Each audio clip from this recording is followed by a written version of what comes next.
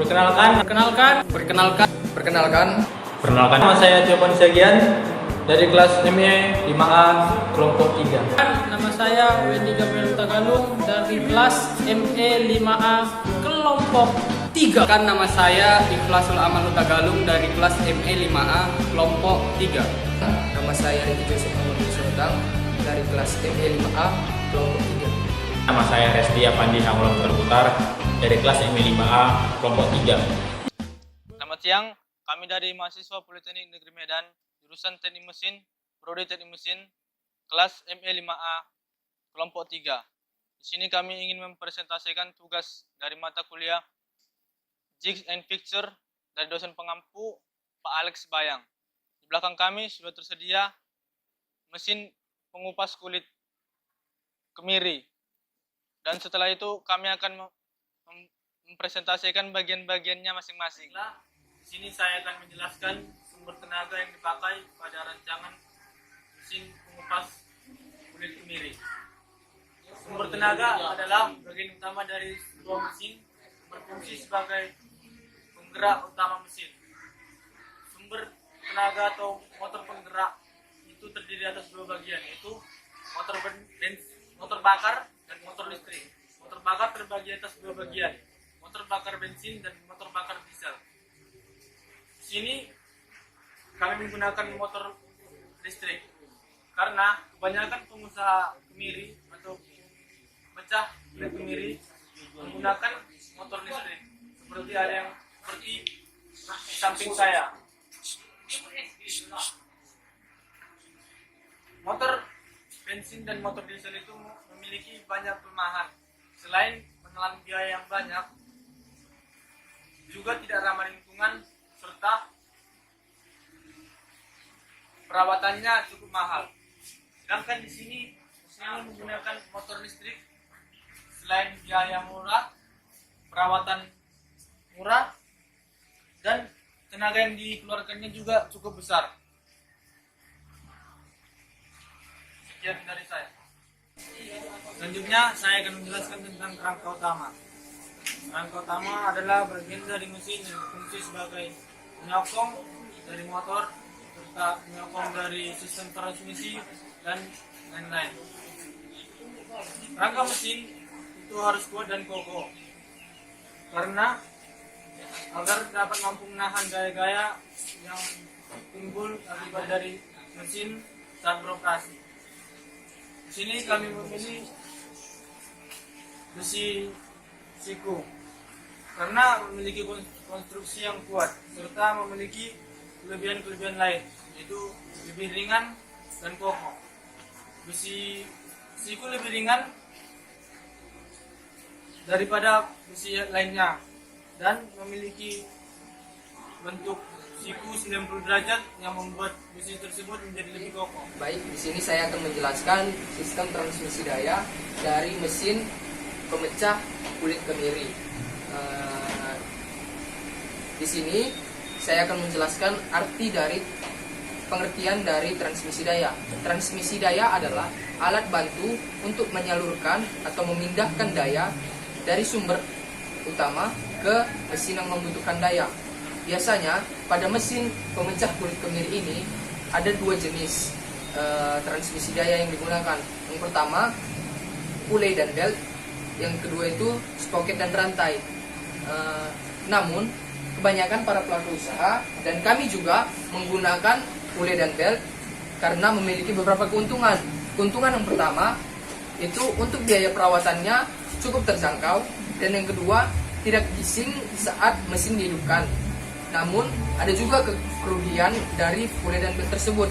Yang pertama ada kemungkinan terjadi slip, dan yang kedua daya yang ditransmisikan lumayan atau cukup kecil. Dan untuk sistem transmisi daya yang kedua yaitu sprocket dan rantai. Mengapa kami tidak menggunakan sprocket dan rantai? Karena memiliki kerugian sebagai berikut. Yang pertama, yang pertama untuk biaya perawatannya itu cenderung lebih mahal daripada pulley dan belt. Dan meskipun dia dapat meskipun sprocket dan rantai bisa memindahkan daya dari sumber daya itu yang lebih besar dia ditransmisikannya, namun jarang digunakan para pelaku usaha dan kami juga dalam mesin ini. Baik, itu saja. Terima kasih.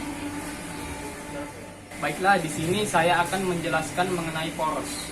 Poros adalah suatu bagian yang memiliki penampang berbentuk bulat, atau pada umumnya poros itu berbentuk silinder. Poros berfungsi sebagai untuk meneruskan dan mentransmisikan suatu energi dari satu transmisi ke transmisi lainnya. Pada perancangan mesin ini, ada beberapa kriteria yang harus dimiliki oleh poros, yaitu yang pertama adalah poros harus tahan akan puntiran, yang kedua adalah poros harus tahan akan beban, yang ketiga adalah poros harus tahan terhadap gaya, dan yang keempat adalah poros harus tahan aus. Dari beberapa kriteria-kriteria tersebut, poros ini memerlukan material-material yang kuat. Oleh karena itu, pada pembuatan silinder ini kami pun memilih untuk lebih memilih terhadap baja karbon daripada besi kejal. Mengapa kami memilih pada baja karbon ini? Karena baja karbon itu memiliki sifat yang lebih kuat terhadap puntiran-puntiran yang terjadi pada mesin tersebut. Atau lebih spesifiknya, di sini kami menggunakan baja karbon dengan persentase karbonnya itu di antara 0,3 sampai 0,8% karbon. Itu saja yang dapat saya jelaskan. Terima kasih atas perhatiannya. Oke, pada bagian ini saya akan membahas mengenai pisau yang kami gunakan pada mesin pemecah kulit kemiri ini. Oke, pada mesin pemecah kulit kemiri ini kami menggunakan pisau dinamis. Kenapa? Karena kalau kita lihat dari sistem transmisi dan sumber daya yang kami gunakan, kami menggunakan motor AC dengan sistem transmisi yaitu menggunakan puli dan belt, yang dimana motor AC ini akan mentransmisikan dayanya melalui belt dan pulinya, dimana pulinya ini langsung terhubung dengan pisau melalui poros langsung ke bagian atas ini, sehingga menyebabkan pisaunya itu bergerak secara dinamis. Oke, sekian. Selamat siang. Di sini saya menjelaskan tentang corong pengeluaran. Corong pengeluaran ini berfungsi sebagai tempat pengeluaran output ataupun hasil akhir dari biji kemiri yang masuk dalam mesin. Di sini setelah biji kemiri dimasukkan dan diproses di dalamnya, di sini ada tempatnya pengeluaran biji kemiri tersebut. Corong pengeluaran ini berbentuk dari besi. Kenapa gunakan oleh besi? Yaitu kelebihannya besi itu adalah itu lebih kuat. Setelah tadinya dia lebih kuat, mudah untuk ditutup ini, dan juga mudah didapatkan. Setelah dari kelebihannya, pasti ada juga kekurangannya. Maka kekurangan dari besi ini adalah yang pertama, dia itu cepat panas. Kenapa dia cepat panas? Karena besi itu salah satu konduktor yang sangat baik. Selain pengantar listrik, besi juga sebagai pengantar panas yang baik. Kemudian besi juga bersifat korosif. Kenapa besi ini bersifat korosif? Karena besi ini terdapat struktur pori-pori itu tidak lengket ataupun tidak padat, sehingga apabila ada cairan yang tetap nempel dalam besi ini atau lengket, hal itu lama-kelamaan akan membuat besi itu bersifat korosif. Dan di sini saya bukan menjelaskan cuma hanya besi saja. Selain dari tempat besi, stainless ataupun seng itu juga biasanya sering pakai. Dan saya akan menjelaskan kelebihan dari stainless ataupun seng. Kelebihan dari stainless itu adalah yang pertama, stainless itu sangat kokoh. Kokoh kenapa?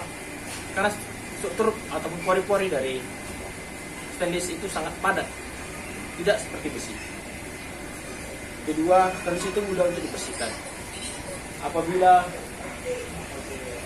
tadi kita bekerja ataupun mesin itu kotor, itu dengan gampang untuk kita bersihkan. Tidak awet, stainless itu sangat awet karena seperti jelas yang pertama, itu pori-pori sangat padat. Selain dari kelebihannya, kekurangan dari stainless pun ada lagi, yaitu stainless itu dapat mudah menghitam karena terpapar oleh suhu yang sangat tinggi. Apabila stainless terkena suhu yang sangat tinggi, itu dapat membuat strukturnya itu jadi hitam. Dan yang kedua, itu muncullah bintik-bintik putih. Dalam kegiatan proses produksi, tidak luput dari cairan garam atau cairan asam dan ataupun cairan basah. Apabila cairan tersebut terus menempel dalam stainless, itu dapat membuat struktur stainless itu menjadi munculnya bintik-bintik putih. Dan kekurangan ketiga itu adalah biaya. Dalam produksi untuk memproduksi mesin menggunakan stainless, harganya sangat mahal. Itu sangat tidak menguntungkan bagi produksi kecil. Dan yang ketiga, atau selanjutnya saya menjelaskan tentang seng. Seng itu kelebihannya adalah pertama ringan. Kenapa ringan? Seng itu garis strukturnya itu sangat tipis dan sangat mudah untuk juga. Yang kedua, seng sangat sukar untuk berkarat. Walaupun seng dapat berkarat, tapi hal itu sangat sukar untuk dilaksanakan karena membutuhkan waktu sangat panjang. Selain dari kelebihannya, kekurangan itu terdapat juga pada seng, yaitu berisik. Kenapa berisik? Karena seng tadi apabila kita bentuk corak muaranya dari seng itu sangat tipis dan dapat menghasilkan suara yang sangat membisikkan ataupun dapat buat polusi suara. Dan kedua, seng itu dapat menyerap panas. Sama seperti besi tadi, seng dan besi itu hampir sama-sama menyerap panas. Tapi seng lebih dapat cepat untuk menyerap panas. Dan di sini kami memakai besi. Setelah kita mendengar penjelasan kelebihan dan kekurangan tadi, para produksi kecil atau kayak seperti kami produksi kemiri yang perumahan, itu memakai alat itu terdiri dari besi. Karena biaya yang murah, ramah lingkungan. Kenapa saya bilang ramah lingkungan? Itu tidak mengeluarkan polusi suara seperti tadi apabila kita menggunakan seng dapat terjadi polusi suara. Dan sekianlah bisa saya jelaskan. Apabila ada kelebihan dan kekurangan, saya mohon maaf. Terima kasih.